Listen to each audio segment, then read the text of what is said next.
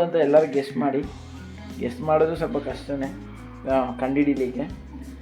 ನಾನು ಇವಾಗ ತೋರಿಸ್ತೀನಿ. ಇದೇನೆಂದರೆ ಏನಾದ್ರು ಗೆಸ್ ಇದೆಯಾ? ಇದ್ರ ಹೆಸ್ರೇನು? ಏನಾದ್ರು ಐಡಿಯಾ ಇದೆಯಾ? ಯೂಶ್ವಲಾಗಿ ನೋಡಿ ಇದನ್ನು ಪ್ಯಾಷನ್ ಫ್ರೂಟ್ ಅಂತಾರೆ. ಓಕೆ, ಇದು ನಮ್ಮ ಕೊಡಗಿನಲ್ಲಿ ತುಂಬ ಫೇಮಸ್. ಇದು ತುಂಬ ಬೆಳೀತಾರೆ ಕೊಡಗಿನಲ್ಲಿ, ತುಂಬ ಅತಿಯಾಗಿ ಸಿಗುತ್ತೆ ಇದು. ಅಂದರೆ ಚಿಕ್ಕಮಂಗ್ಳೂರು ಆ ಕಡೆ ಎಲ್ಲ ತುಂಬ ಸಿಗುತ್ತೆ. ಸೊ ಇದು ಸ್ವಲ್ಪ ಲೈಟ್ ಕಾಯಿ ಇದೆ. ಇದು ತುಂಬಾ ಹಣ್ಣಾಗಿದೆ.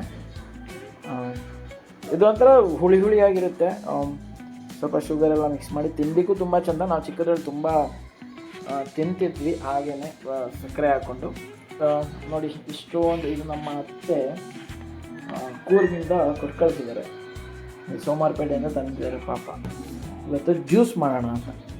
ಓಕೆನಾ? ಸೊ ಹೇಗಿರುತ್ತೆ ಅಂತ ಟ್ರೈ ಮಾಡಿ ನೋಡೋಣ.